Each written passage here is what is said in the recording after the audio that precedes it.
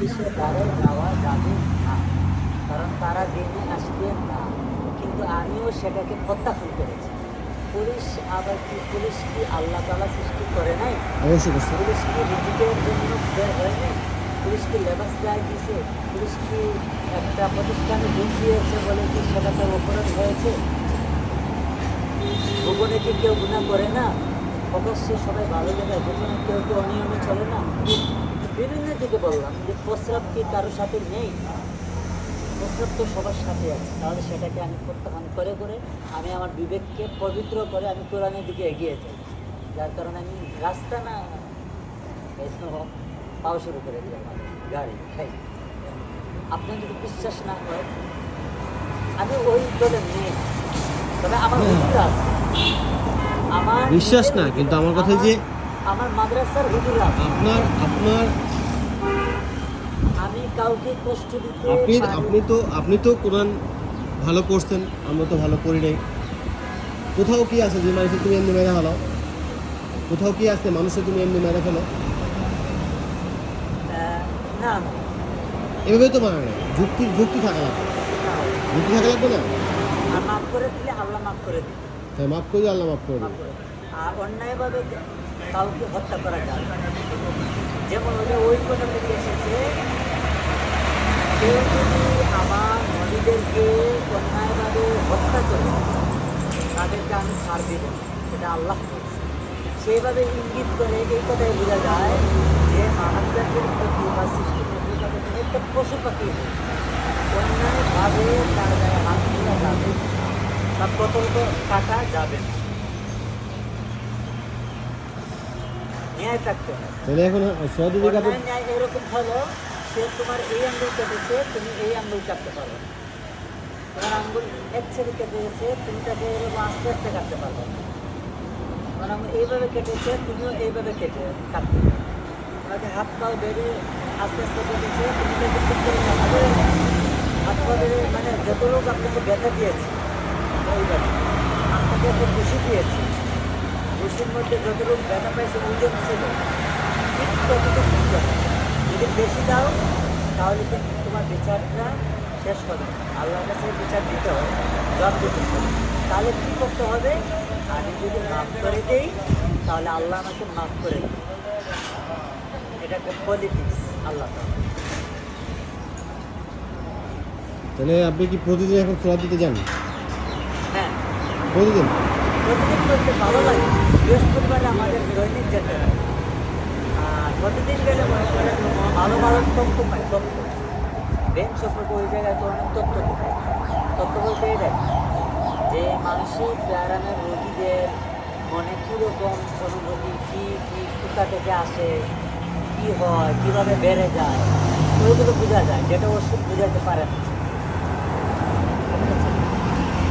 আল্লাহ তাআলা সবাইকে একটা বিবেক দিয়েছেন, সেই বিবেক বলে এরকম এরকম তার জন্য পছন্দ হয়। সেই জন্য আমি পছন্দটাকে পূরণ করি।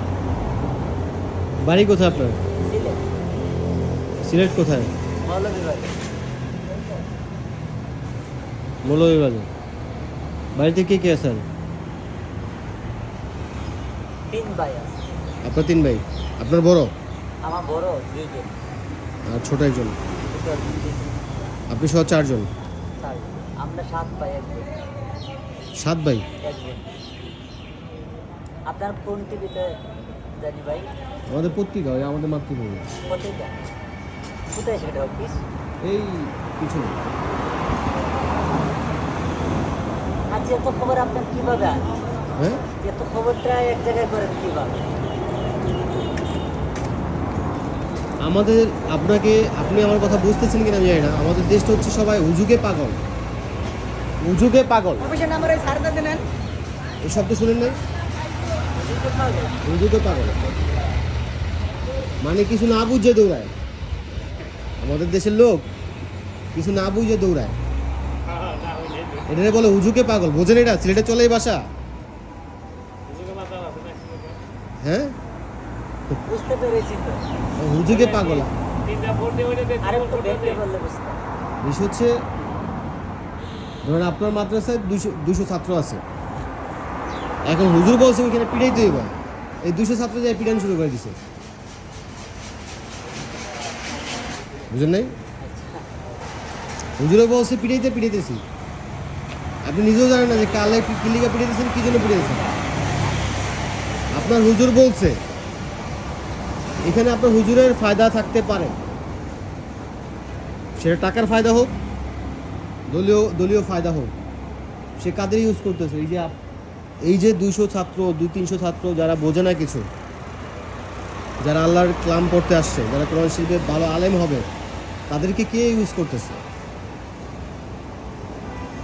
তাদেরকে খামাখাই ওই হুজুর 200-300 লোকেরা বলবে যে নামও মানে মেন গেছে মানে পিটাও এটা পিটাইতেছে। এখন ফায়দাটা কার হয়েছে?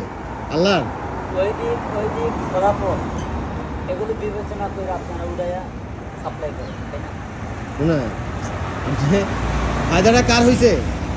ফায়দাটা হুজুরের হয়েছে, আল্লাহর হয়নি। ফায়দাটা আল্লাহর হয়েছে। না, এখন আপনি যে বলবেন যে আমি মরার পর আল্লাহর কাছে বিচার দিব যে আমি তো মারামারি করি না, আমার হুজুরে কইছে আমি মারামারি করছি, কিন্তু তোমারও তো বিবেক আছে, তাই আমার বিবেক বিবেচনা আছে না? অবশ্যই। আমাকে একজনে বলবে এক ভদ্রলোককে মারতে, আমি কি না বুঝা মারতে যাবো? মানে বড় ভাই কইছে দেখে আমি মারতে যাবো? হ্যাঁ, হুজুর যদি পড়ায় না এলাকায় আরো ভয়ে যায়, হ্যাঁ, আরো ভয়ে যায় কি পরের টাইমে যদি হুজুর আবার পিটা দেয়, এটা হচ্ছে তোরে কইছিলাম গেলে না কেন লাগা, এটা হচ্ছে ভয় পায় কি ওই মাদ্রাসাতে যা গেলে গা দেখতে পারবো না, আর একটা ভয় পায় মাদ্রাসা যদি বাইকেরা দেয় অন্য মাদ্রাসায় যাবে বাইকেরা, এরকম বুঝতে পারছি, ভয় পাইয়া যায়। আমরা ভয় পেয়ে যাই, কিন্তু আমরা হচ্ছে এই লিগে তো বললাম ইউজ। তাহলে আপনি গতকালকে গেছেন সোয়াদিতে, আজকেও যাবেন? আমি তো যাইতাম, আমি ওদিকে নিয়ে যেতাম, ওদিকে আমাদের কেউ নাই। লন আমরা কিছু ওই সামনে চা খাইতে খাইতে যাবেন না, জানেন? লন, চা খাইতে খাইতে যাবেন না।